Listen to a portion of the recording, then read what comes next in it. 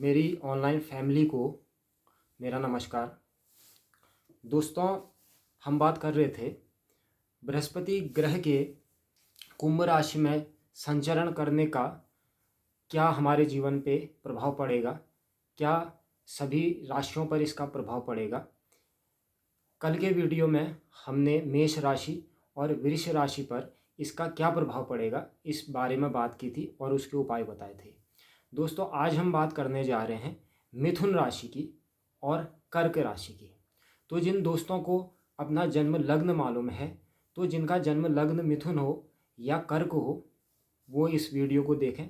और जिन मित्रों को अपना जन्म लग्न मालूम नहीं है, तो जिनकी राशि मिथुन राशि हो और जिनकी राशि कर्क राशि हो, ये वीडियो उनके लिए भी है। तो मैं वीडियो में राशि शब्द का ही इस्तेमाल करूँगा, इसे आप राशि और लग्न दोनों का इसे आप ग्रहण कीजिएगा। तो दोस्तों देखिए, बृहस्पति ग्रह के विषय में मैंने कल आपको कुछ बातें बताई थी और आगे भी बृहस्पति का जो स्वरूप है वो अत्यंत भव्य है। ये देवगुरु हैं, तो इनका एक छोटे से वीडियो में बता पाना संभव नहीं है। इसके लिए आगे हम और भी वीडियो बनाएंगे। लेकिन अभी हम बात करें, जो मिथुन लग्न है, मिथुन राशि है, उसका स्वामी बुध होता है। और बुध और बृहस्पति परस्पर एक दूसरे के शत्रु हैं। बुध तो बृहस्पति को शत्रु नहीं मानता है, लेकिन बृहस्पति जरूर बुध को अपना शत्रु मानते हैं। तो इसका मिथुन राशि के जातकों पर क्या प्रभाव पड़ेगा, ये मैं सबसे पहले मिथुन राशि का आपको बता रहा हूँ। तो देखिए दोस्तों, मिथुन राशि से नवम स्थान पे जो है बृहस्पति का गोचर रहेगा। तो नवम स्थान पे बृहस्पति का गोचर होना ये अत्यंत शुभ है मिथुन राशि के जातकों के लिए। ये इतना शुभ है कि इस साल मिथुन राशि के लोगों को ये बहुत सी चीज़ें अचानक इस तरह से दे जाएगा जिसकी उन्होंने कल्पना भी नहीं की है। दूसरा देखिए, जब नवम स्थान पे बृहस्पति का गोचर होता है तो नवम स्थान भाग्य स्थान होता है, नवम स्थान धर्म का स्थान होता है। तो जब भाग्य स्थान में गुरु जैसा सात्विक और शुभ ग्रह जाएगा तो ये भाग्य से संबंधित बड़ी उन्नति मिथुन राशि वालों को देगा। रुके हुए काम बनेंगे, रोजी रोजगार में फायदा होगा, व्यवसाय में लाभ होगा। और इसके अतिरिक्त धर्म कर्म में रुचि बनेगी, क्योंकि नवम स्थान धर्म का भी स्थान है। अगर किसी के घर में पिता से संबंधित कोई परेशानी आ रही है तो इस वर्ष अगर वो कुछ इसमें अपनी तरफ से एफर्ट करे, कोशिश करे, तो उस परेशानी से भी समाधान हो सकता है। या जिनके पिता की तबीयत पिछले साल से खराब चली आ रही है, इस वर्ष उनके स्वास्थ्य में लाभ हो सकता है। तो ये भाग्य में उन्नति करने वाला यहाँ पर माना गया है। और दूसरा देखिए दोस्तों, जब बृहस्पति नवम स्थान पर बैठेगा तो इसकी जो दृष्टि होती है वो अमृतमयी होती है। तो यहाँ से ये लग्न को देखेगा। तो इस साल के अंदर मिथुन राशि वालों का शरीर भी स्वस्थ रहेगा। ग्रंथों में ये लिखा गया है कि इस दौरान जातक का शरीर दर्शनीय हो जाता है, अर्थात लोग भी उसको देखना चाहते हैं, उसके शरीर पे वो कांति आ जाती है, वो तेज आता है बृहस्पति। और अगर जो लंबे समय से बीमार जो लोग चल रहे हैं उनको भी बृहस्पति की इस अमृत दृष्टि के कारण लाभ होगा। मान सम्मान में वृद्धि होगी मिथुन राशि वालों की, बिगड़े हुए काम बनेंगे और स्वभाव में भी शांति आएगी। तो ये गोचर बहुत अनुकूल मिथुन राशि वालों के लिए है। ये तो थी पंचम दृष्टि की बात। अब सप्तम दृष्टि से बृहस्पति फिर तीसरे भाव को देख रहा है मिथुन राशि वालों के। तीसरा भाव पराक्रम का भाव है, छोटे भाई बहनों का भाव है। तो छोटे भाई बहनों से मधुर संबंध बनेंगे, उनसे संबंधित सुख की प्राप्ति होगी और व्यक्ति के पराक्रम में वृद्धि होगी, यानी कि साहस में वृद्धि होगी। और पराक्रम और साहस में वृद्धि होगी तो व्यक्ति अपना कार्य ज़्यादा कुशलता के साथ करेगा और जीवन में सफलता और अनुकूलता अर्जित करेगा। अब दोस्तों, इसके साथ ही बृहस्पति पंचम स्थान को भी देखेगा अपनी नवी दृष्टि से।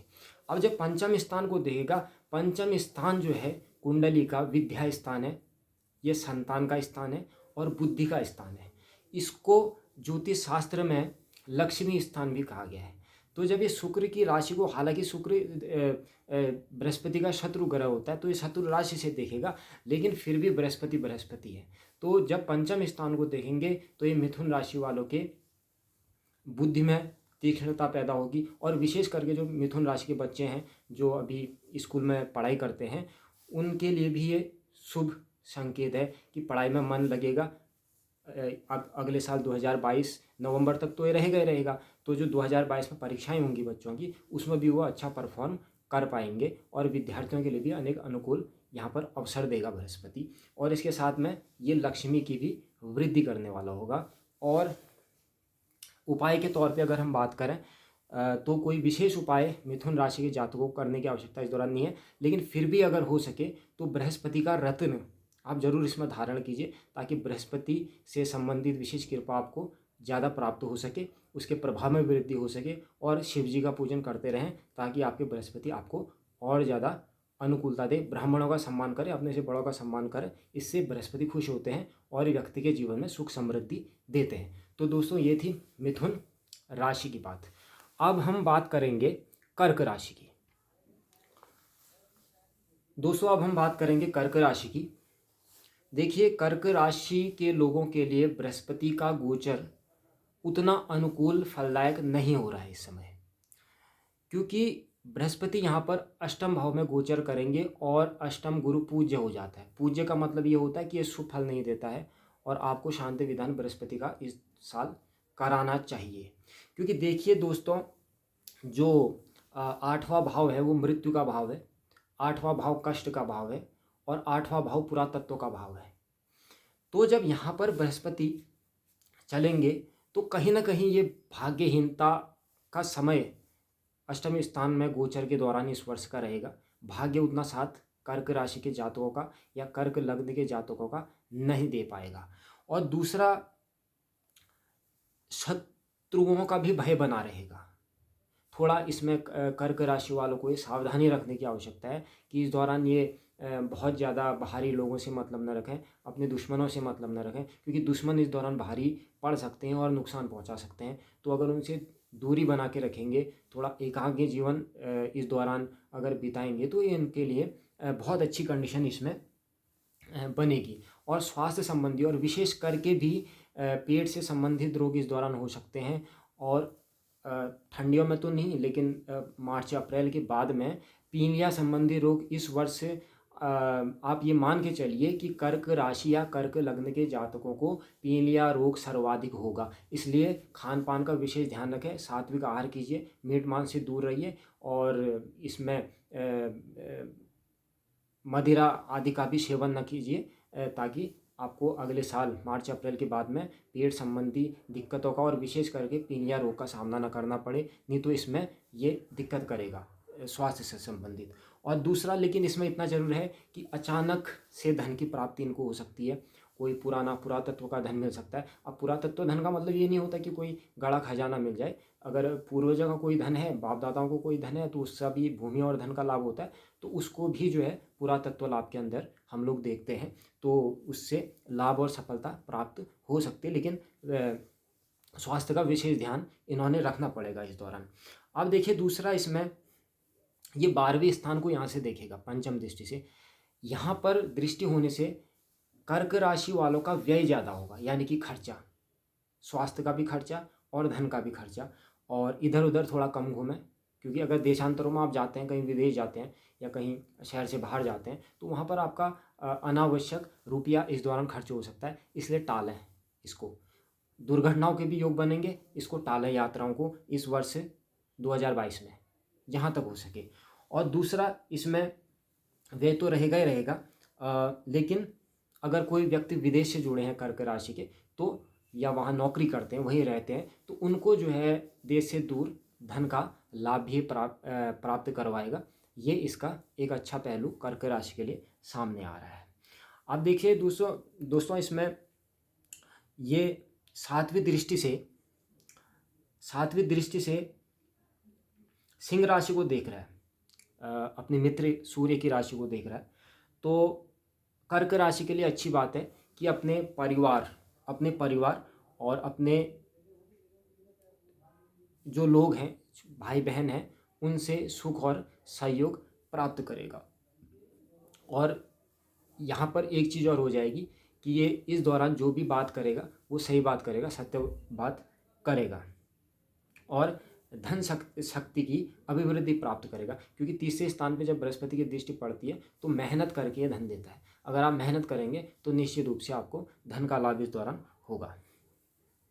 अब देखिए, इसमें चौथे स्थान को भी बृहस्पति नवम दृष्टि से देख रहा है, और चौथा स्थान ये शत्रु शुक्र का की राशि है। तो जातक अनपेक्षित भाव से माता का सुख और सहयोग प्राप्त करेगा। माता का सहयोग मिलेगा, लेकिन फिर भी माँ के साथ हो सकता है कि इस वर्ष कुछ मनमुटाव की स्थितियाँ इसमें बन सकती हैं, लेकिन सहयोग प्राप्त करेगा। और सुख का भी यदा कदा इसमें अनुभव होते रहता है। धर्म का पालन करने में भी कमी का अनुभव इस दौरान जातक अनुभव करेगा। भूमि, ग्रह, वाहन का सुख भी पराधीनता के साथ प्राप्त करने में सफल होगा। इतना जरूर कहूँगा कि इस दौरान अगर आप लोग कर्क राशि या कर्क लगने के कोई नया वाहन खरीदने की सोच रहे हैं तो इस वर्ष टालें उसको, 2023 में कोई बड़ा वाहन खरीदें। हाँ, छोटा वाहन आप लोग ले सकते हैं, जैसे टू व्हीलर है उसको ले सकते हैं, लेकिन अगर आप कार लेना चाहते हैं या कोई बड़ा बिजनेस के लिए कोई ट्रक वगैरह या बड़ा वाहन इस राशि के जातक लेना चाहें तो इस दौरान इसको थोड़ा टालें। फिर ज़्यादा तो जन्म कुंडली से पता चलता है, उसके लिए आप हमारे केंद्र पे आके संपर्क कर सकते हैं। तो ये तो मैं आपको राशि के आधार पे स्थूल इसका फल बता रहा हूँ, और जातक समाज में सामान्य व्यक्तित्व के रूप में स्थापित होगा। तो ये मध्यम मिला जुला फल कर्क राशि के लिए आ रहा है, लेकिन कह सकता हूँ कि 60% ये नेगेटिव असर कर्क राशि में दे रहा है इस दौरान। तो इसके लिए उपाय के तौर पे आप शिव जी का बृहस्पतिवार को रुद्राभिषेक कीजिए, और उपायों के लिए आप केंद्र में संपर्क मेरे से कर सकते हैं, क्योंकि उपाय मैं आपको बिना जन्म कुंडली अच्छी तरह से देखे हुए नहीं बताऊंगा, क्योंकि इसके लिए अच्छी तरह से हमने जन्म कुंडली देखनी होती है। तो ये आज हमने आपको मिथुन राशि और कर्क राशि का फल बता दिया। आशा है कि आप लोगों को ये मेरा प्रयास अच्छा लग रहा होगा, और आगे भी अब मैं दूसरे वीडियो में आगे की राशियों का इसमें स्पष्ट करूँगा। तब तक के लिए आप सबको नमस्कार। ओम नमः शिवाय।